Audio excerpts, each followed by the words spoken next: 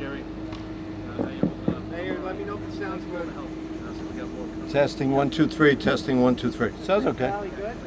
This is what I was. You all hear this? Your mic's on?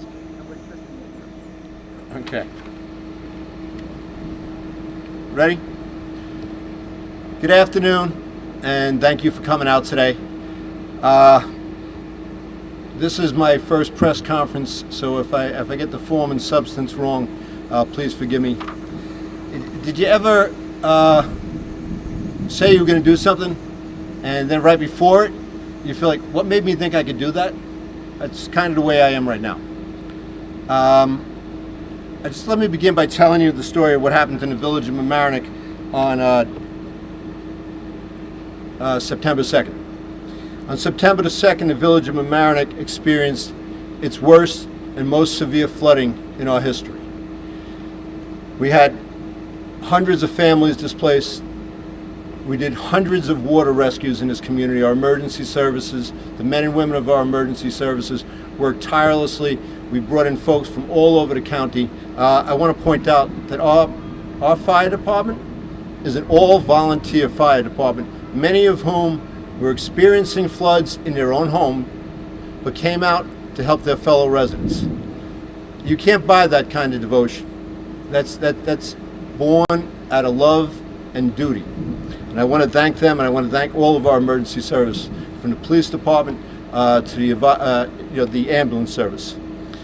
So after the rain stopped, right away, village staff went immediately into the recovery phase. They didn't skip a beat. They formed a plan.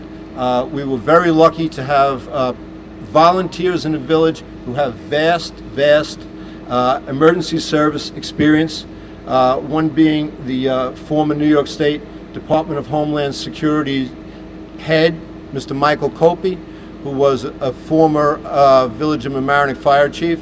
He was indispensable in those first 3 days, just with his guidance and his experience and his devotion to this community. There's so many people that volunteered countless hours, but I'd be remiss in not pointing out ex-fire chief Copey's contribution to this community. So what happened then is the village went into its best and most efficient recovery that we have ever seen, which is still ongoing. In one day, last Sunday, the village removed 3 months worth of trash in one day. Our men and women worked tirelessly, from the DPW to administrative assistants to new laborers. Everybody worked as many hours as was humanly possible. The people of this community should know and be grateful for the men and women who work for us. They are, some of the finest people I've ever had the pleasure of meeting, and they put their heart and soul in this community. Most of them live here, and they care about this, and they're generational Mamaroneck people, and we're very lucky to have them. So we were advocating to, I think the mic went out, but I'll project. We were advocating to the governor and to our federal officials to declare us a disaster area. I think within 30 seconds of New York State being declared a disaster area, we were on the phone to Governor Hochul, to Senator Schumer, and to Senator Gillibrand saying, we will host FEMA here. Anything you need to have FEMA come to our community, we'll provide for you. And it happened. FEMA is in the village of Mamaroneck. We are the only village that is hosting FEMA throughout this whole disaster. And that is a credit to our staff and to how on the ball they were. They didn't miss a trick. They were ahead of us on ahead of the curve on every step of the way. As I've thanked the whole staff, I'd be remiss in not thanking and telling them how much I appreciate the general of this. And the general of this was the village manager, Mr. Jerry Barbario. He has worked nonstop. He has done this with good cheer. He has done this with a calmness and a competence and a professionalism that I've never seen before in an emergency situation. And the village people really, deserve a man of this caliber. He was the general. He was the lion. He was the lion of this recovery. I was fortunate enough to be able to give the public roar, but Jerry was the lion, and he was the one and the staff who have put us so far ahead of other communities in the recovery. But there are some people I want to thank personally. Communities, the town of Mamaroneck and the village of Larchmont, our two sister communities around here, have given us so much support with equipment, with personnel, with encouragement, with just being there for us. And I'm grateful to them as our neighbors. Westchester County has been with us every step of the way. One morning when I ran into a problem that seemed like it was going to be a roadblock in collecting garbage, I was on the phone with County Executive Latimer, and within an hour that problem was solved, the red tape was cut, and we were able to begin our recovery. So this is an example of government working. Everybody tells you government doesn't work. When you have a situation like this, government is how you survive. Government is what pulls you through.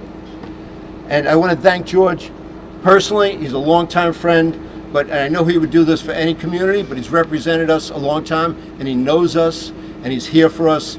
And it's nice to be able to pick up the phone and know that there's a friend on the other side who's gonna help you no matter what. Yes, thank you. And I just want to point out one other municipal government. The town of Cortland, as far away from the village of Mamaroneck as any place in Westchester County, is the town of Cortland. We were on Westchester County municipal officials' call to try and assess where we are as a community.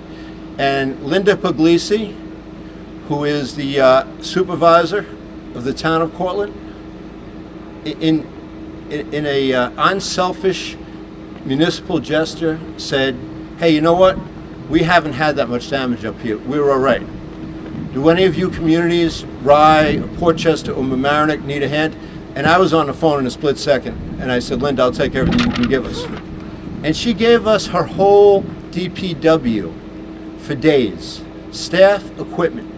That is unprecedented, and I've never particularly met Linda. I called her on the phone, but I'll never forget her.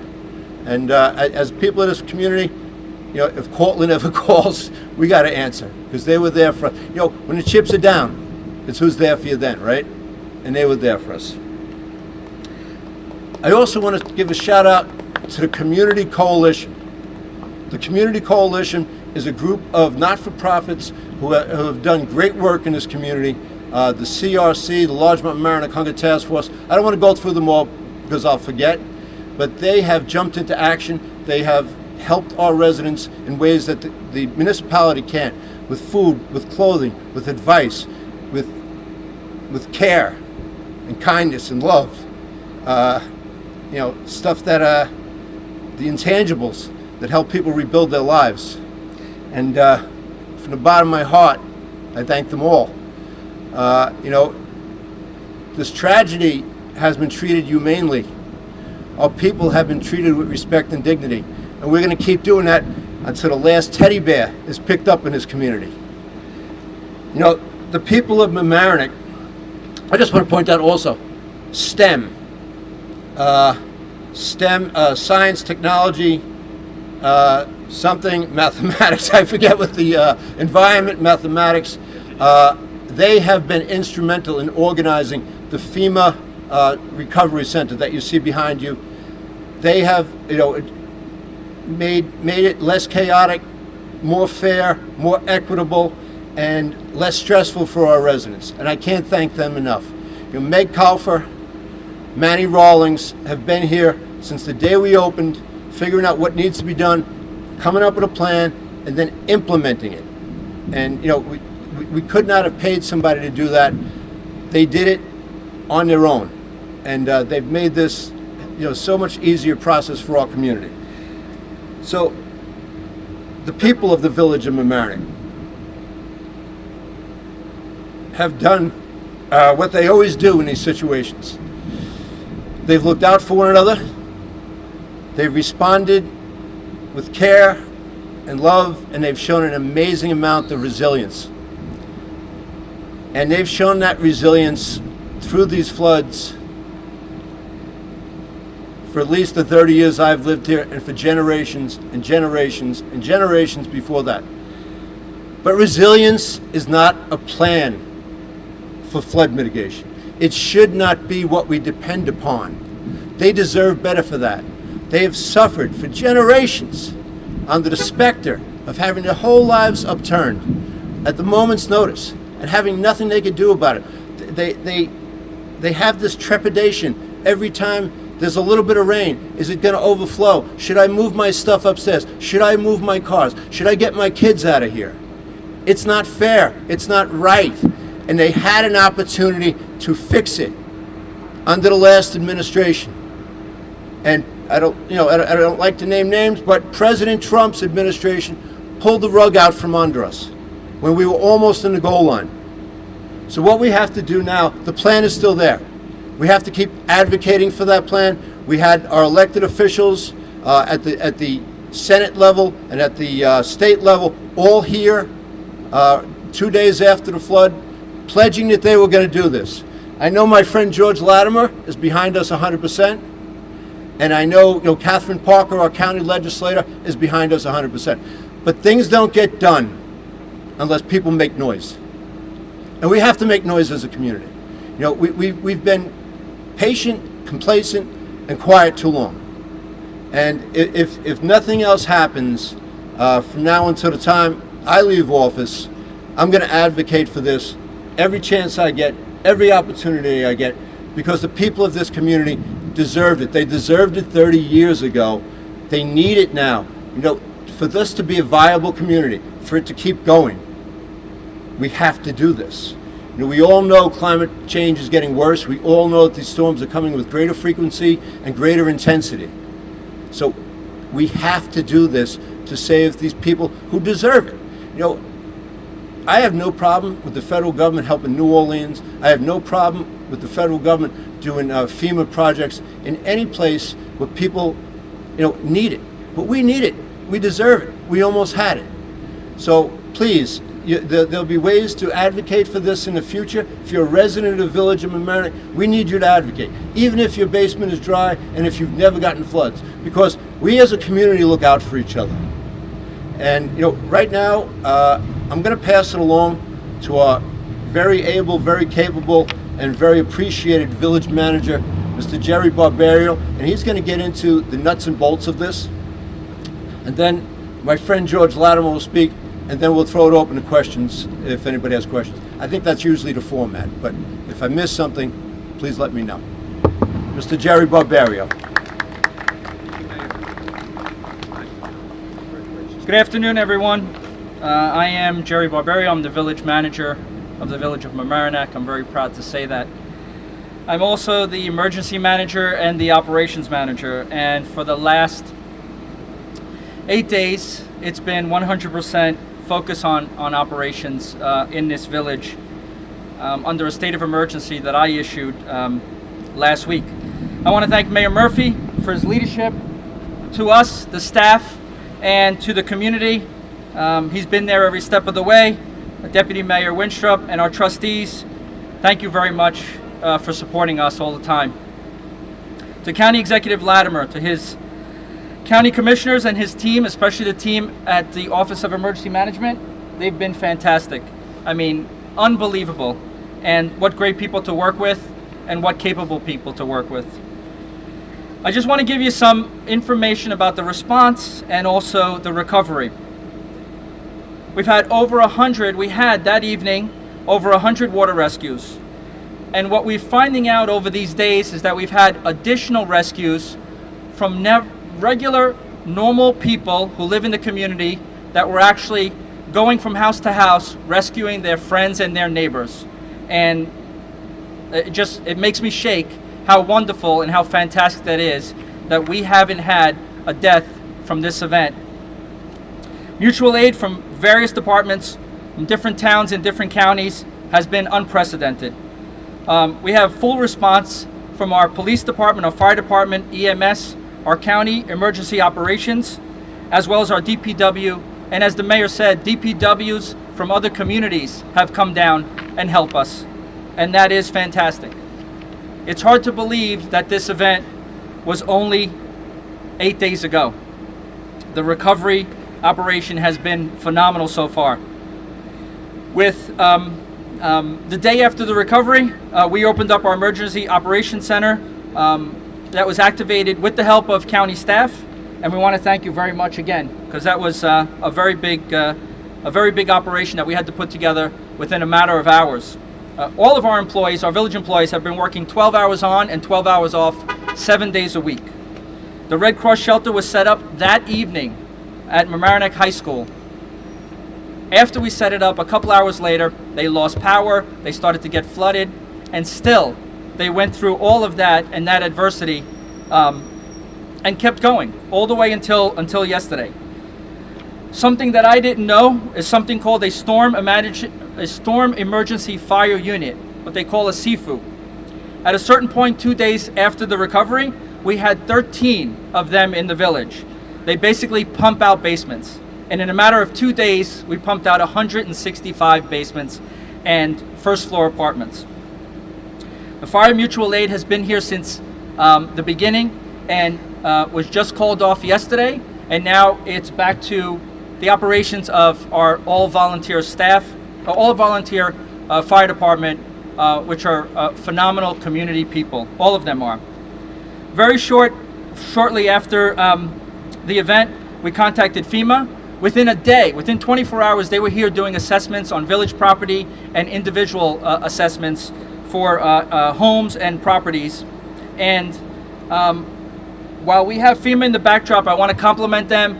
They were here within 4 days of this event, completely set up, completely staged, working with the village residents and the village staff. Since they were here, I think they set up Tuesday, and I'm sorry, the days all run together now. They've helped 285 people in the village of Mamaroneck, and so far they have a list of probably 530 people that still are on the list that are registered for them to help. Con Ed. A lot of people like to beat up on Con Ed, but I can't do that anymore. They've been fantastic. Since Friday the 3rd, they've been working with us 14 hours a day, 7 days a week. They've been phenomenal, and I want to thank the leaders at Con Ed for sending an absolute A-team to us to help us out. Let me just give you some statistics, and I get sad when I say these things, but I'll go through it. We had 535 homes flooded in the village of Mamaroneck. 1,000 people have been displaced. We have 310 cars that were flooded in the street. 250 of those cars are still in the street that need to be removed. Our debris, we have over 100,000 cubic yards of debris that we're removing in this village. And if you want to get a sense of that, that's 15 Goodyear blimps. That's the size of the debris that we have in this village. Like I said, that doesn't happen with the help of county, with some private industry, with the mutual response of the DPW in many other communities. It's been fantastic. Everyone has lost a lot, and let me tell you what the village has lost as well. We've lost a firehouse, 4 police cars, 2 police motorcycles, 3 DPW trucks, a DPW trash compactor. We have a bridge that was damaged and is closed until further notice. That's how bad it was damaged. We have $18 million just in the village alone in losses. And while I know that the federal government will eventually step up and help us, that is a significant loss emotionally and mentally for a lot of our first responders. In the first week alone, the village spent $800,000 on the response. In the coming weeks, week 2 and week 3, and we're in week 2 right now, we'll spend an additional $500,000 a week in this response. Lastly, before I go on to the other speaker, I can't thank my staff enough. They've been fantastic. I don't know how they do it. I don't know how they put up with me. And I don't know how they can leave their families the way they do and come to work in the village and work 12 hours a day at the pace that we're working, 7 days a week. But they're doing it. And they're committed to do it all weekend this weekend and all weekend next weekend if we have to. Thank you very much for everyone who's helped. Like the mayor said, there's too many to list. But I'll get to you when this is over, and we'll have coffee or we'll have a burger, and we'll spend some time really chatting. Thank you very much.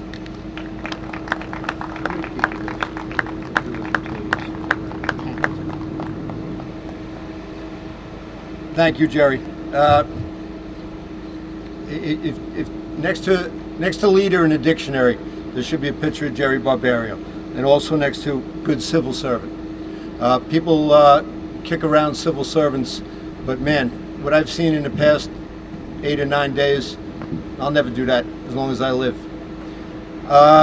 We have 10 employees in this community who are totally flooded. Some who have lost everything. And they're at work, and they're here helping. And you know, we're a very lucky community. I just want to point out too that we have 2 members of the Board of Trustees here. Deputy Mayor Kelly Wenstrup's here, and Trustee Daniel Natchez is here. And I thank them both for being here, and I thank you both for your contribution to the recovery. You know, I told you a little story about George before on a couple of days after when we really needed him.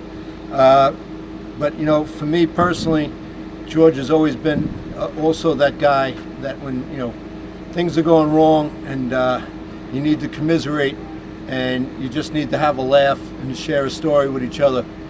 You know, he's my guy to call up and to do that. But even if he wasn't my friend, you know, I would be standing here telling you this. That's the best county executive this community has ever had. And we're lucky to have him. George? Thank you very much, Tom, Jerry, and to all who are here today. Previously mentioned both Kelly and Dan as members of the board, and those who aren't here today. I want to also extend my great respect for Catherine Parker, who represents this community as Westchester County legislator. We work on many of these issues together. And our state representative, Steve Otis, the assemblyman, and Shelley Mayer, the state senator, for their work as well. It may seem obtuse to start with an anecdote, but you may remember hearing the story that when the United States American Expeditionary Force landed in France in 1917 to help the French and the Allies in World War I, General John Pershing had an aide, and he was quoted as saying at the time they went, I believe, to the tomb of Marquis de Lafayette, who as a Frenchman was here to help us during our American Revolution, and he said at that time, Lafayette, we are here. And in a sense what he was saying was that we are repaying a debt that was owed to us Americans, and we are now back to repay that debt here in France. It was 30 years ago this fall that I was knocking on doors in this community. 30 years ago, I was 37 years old, another 30 pounds lighter than I am today, even though I've dropped a couple. And I was a councilman from a next door community trying to convince people from the village of Larchmont, the village of Mamaroneck, and the town of Mamaroneck that I could represent them as a county legislator 30 years ago. Over the course of those 30 years, this village has been good to me in many, many ways. And I've served in the state assembly, the state senate, and now as county executive. And I'm in a position today to do what Pershing talked about that day, which is to repay a debt that would be overdue, a debt to this village where I have officed out of for 8 years of my life, where my dad worked at Beach Point Club. When the rains came in 2007, we thought it was the worst we could ever imagine. Those of you who were here in 2007 remember it, and now we saw what was worse than 2007. And we saw it in a couple of hours worth of rain that devastated areas. Over the course of the last week, we were in front of Mamaroneck Firehouse. We had both United States senators here and the governor of the state. I don't know if that's ever happened in Westchester at any point in time, and they were here to make that commitment. And so those of us in county government knew that this was the time to stand behind Mamaroneck Village. And we're not done yet, not by a long shot. But I just want to highlight some of the things that is the county's responsibility, not the village, not the town, not the state, not the feds. So many times in government, you get one level of government saying, oh, that's not my fault, that's their fault, pointing to everybody else in the room. The county government is responsible for accepting the debris and the trash that's collected in Mamaroneck Village and transporting it from a transfer station to the Wheelabrator facility in northern Westchester, near Peekskill, where it is disposed of, burned and disposed of. The village, as Tom said, collects an unbelievable amount, cubic feet of debris and garbage and things that must be off of the front lawn. They must be out of the house of the building, and they must be disposed of. It's a public health crisis if it isn't. And when Tom called me that morning, we made it a point to make sure that our transfer stations were open all weekend during Memorial Day weekend and ongoing since then. And then he called me subsequently, and we were in a bit of a discussion which got resolved with the state DEC and the Wheelabrator company to operate the burn plant on a 24-hour basis. Otherwise, there was no way we could remove all of the debris on the streets of Mamaroneck, and I might add Portchester and Yonkers and Rye and every other community that was hit. So we are responsible for helping the village. When you collect the garbage off the street, we have to dispose of it for you. We're committed to accomplishing that task. We're also responsible for public health, which means any restaurant that has to go through the public health for certification, any organization, maybe you have a child care service and you're servicing young children, you need to know that your facility is safe. There's no village health department or town health department. It's the county health department that has to be there to go in, to observe the conditions and certify that they're habitable. That is our job. We're in the process of doing that, and we will continue to do that.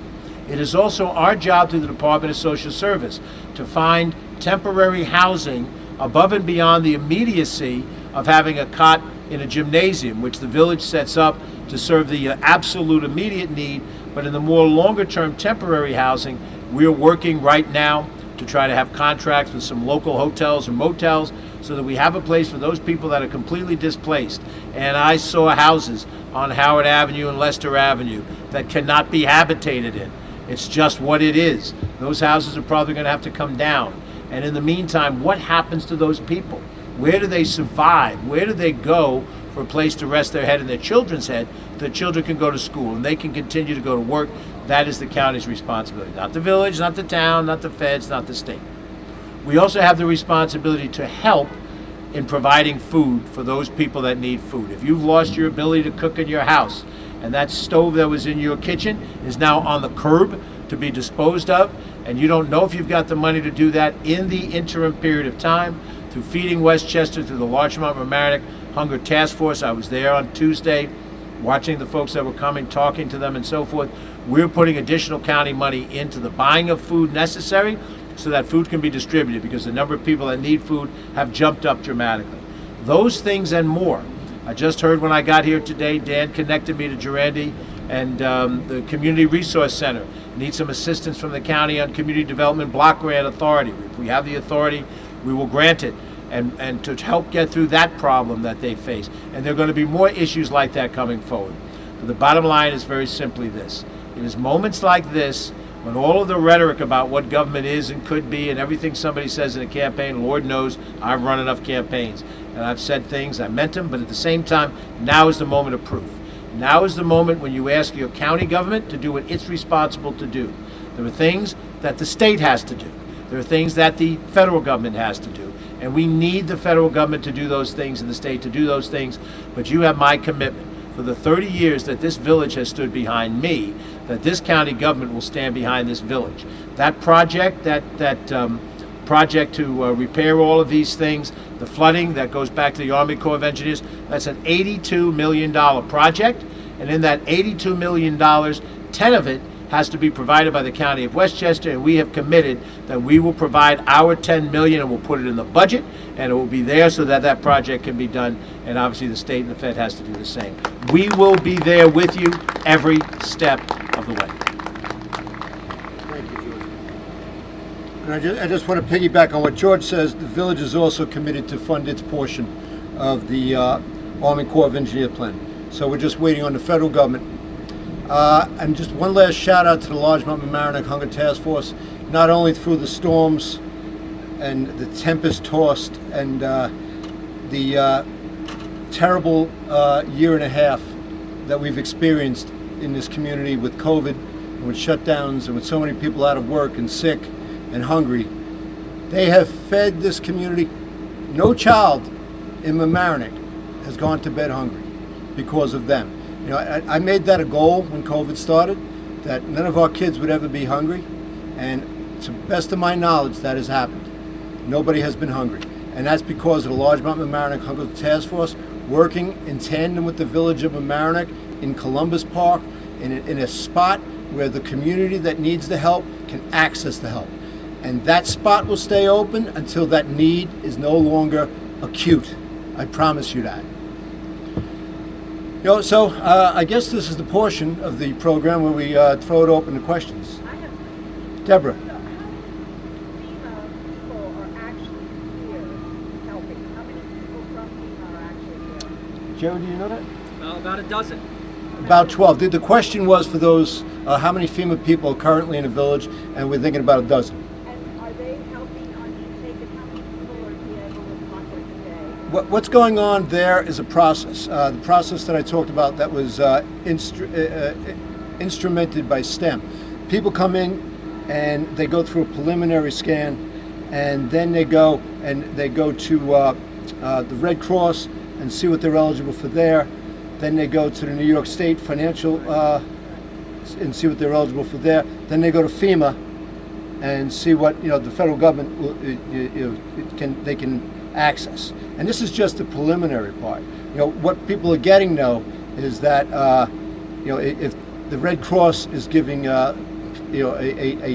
bit of a sum of money to get people back on their feet, but what people need to know is that if you were in a building that's condemned and you're in a second floor, let's say, and your apartment's dry, because the Red Cross has been asking folks, did you get flooded?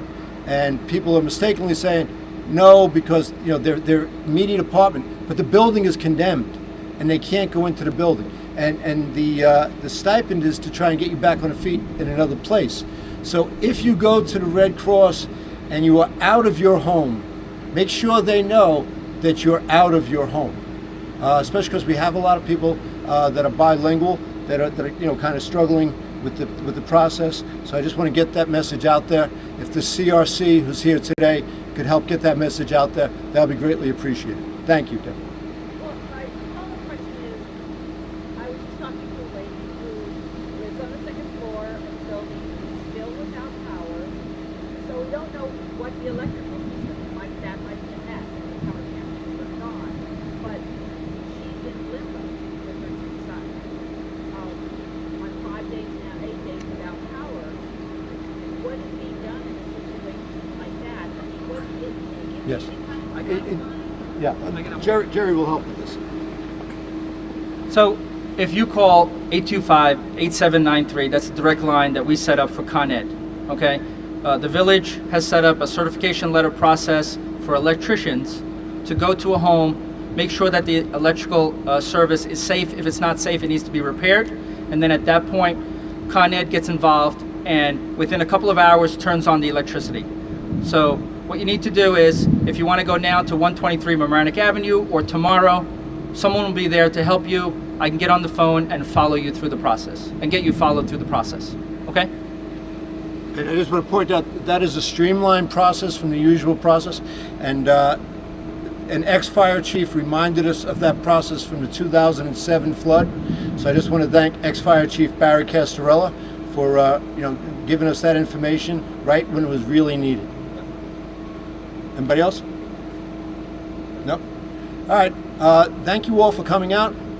To the folks who volunteer for this community and who have been there for us, throughout so many disasters and so many small and great, catastrophes. Thank you from the bottom of my heart. We'll get through this together. We do have resiliency, but we need help from the federal government, and we're going to advocate for that help every day until we get what this community deserves.